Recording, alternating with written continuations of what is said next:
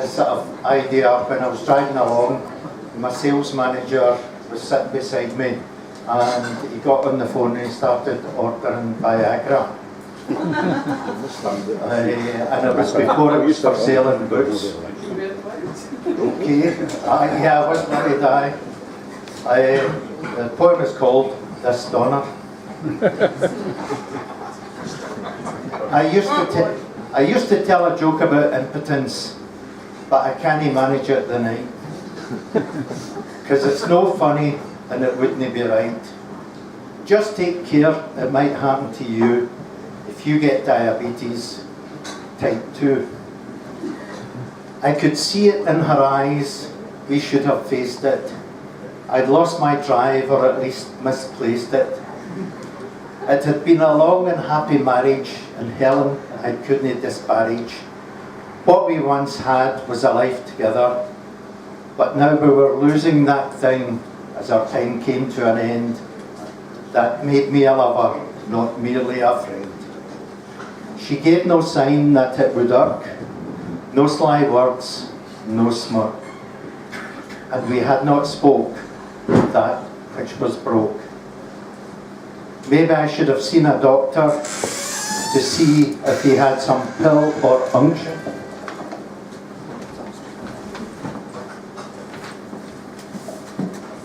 That would deal with my erectile dysfunction. But in that manly way, I thought it was best not to say. I never liked my doctor, he was a buck. So I did what men often do. I sought expert advice from my mate at work. We debate life in all its glories, sometimes embellishing our stories. I work with old and young, and we may talk about our sex lives. And these young guys, they'll do it with anyone, not just their wives. Of course they exaggerate, and I imitate. I tell them Helen can't complain about my service, though I don't think John believes me, because I sound so nervous. He's the same age as me, and asked if I was all right. Was I managing to perform my duty at night?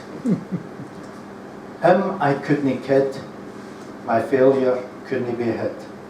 My eyes went more moist and I started to blink, and he told me not to worry, and he gave me a wink. You've been a stalwart all these years, you've made your wife happy, so wipe away your tears. These days, even I need some help, I heard him confess. Have you got a pencil? I'll give you an address.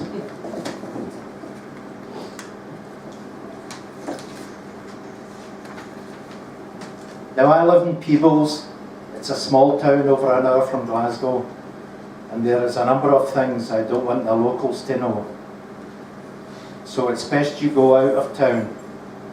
I don't want this getting round.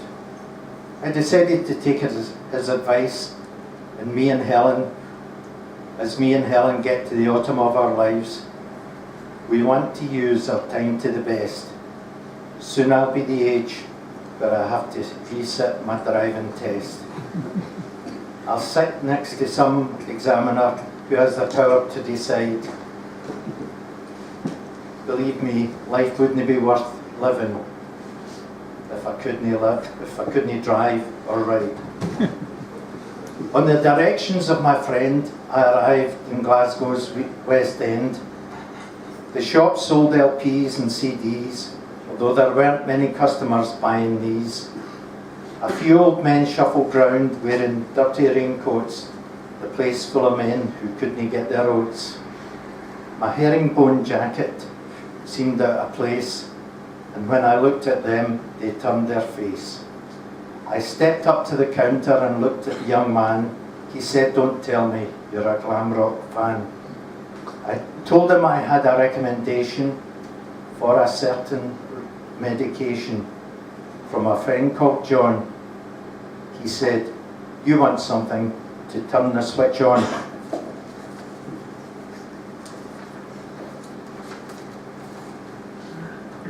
You want something to blow your horn from night till morn.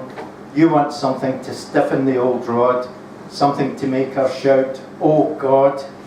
Something to make her swim from a joist, something that will make her extremely moist, something that will do the trick, something that will swell your...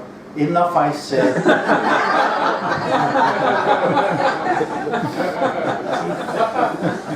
You're making my head ache with your folderol. That's okay, as he said, because we also sell paracetamol. I believe you sell something from under your counter. We do indeed, he said. Something that will please your good lady and help you mount her. I have a purple pill that will replace the manhood you have lost at a perfectly reasonable cost, £18. I paid him the money and he said, manhood found. I went to go and the raincoats parted. He shouted, it takes about 20 minutes to take effect, and for a good 2 hours. But just be careful with that Viagra, because when you come, it's like a fucking Niagara. On the way home, I had to stop to see a pal and bigger. After all the adventure, I was feeling a bit ill. So I turned the page. And I took the wrong pill. I was going to swallow a paracetamol, but instead I pulled the trigger. Because rhymes were bigger, which I said I Now it's a 30-minute drive from Bigger to mine. And I can't tell you how inconvenient it was to drive with on Phoenix rising above my horse. I closed the front door quiet, and I could see through the hallway to the kitchen. My Stauner was rubbing against my trousers, and it was really itching. I could see her standing at the kitchen sink, and seeing her there made me think about the nights we'd made love and the nights we'd just shagged, because I pleaded with her and nagged. Then I minded how my penis deflated and our sex life sagged. Her back was to me as she stood in the kitchen, and despite my urgency, I took the decision to listen. As she did that thing I'd often heard, she sang her favourite song, and though I'd never memorised it, I knew every word. She had a voice that was now fragile and thin, but it still had the magic to draw me in. For it had a gentleness and a grace that was right for the song, the first time ever I saw her face. I thought her hair fair, even though it was grey. She turned to me to say, "My, what's wrong with you?" Her eyes were still young and clear blue. What's wrong with you in the other page? My face was flushed, and the words started to tumble out. She put her fingers to my lips, and she said, "Shush. Take your time, and don't be rushed." So I told her the story of my crowning glory. She said, "I've been silly. A man's more than that." Well, that all those years I'd gied her love of more than one kind, that I'd satisfied not just her body, but her soul and her mind, that we'd been. Then she took a look down below, and she said, "Oh." And her eyes, they lit up. It was like Partick Thistle winning the European Cup. She said, although she knew, "Oh my, what have you got there?" And she grabbed hold of my Stauner and led me up the stair.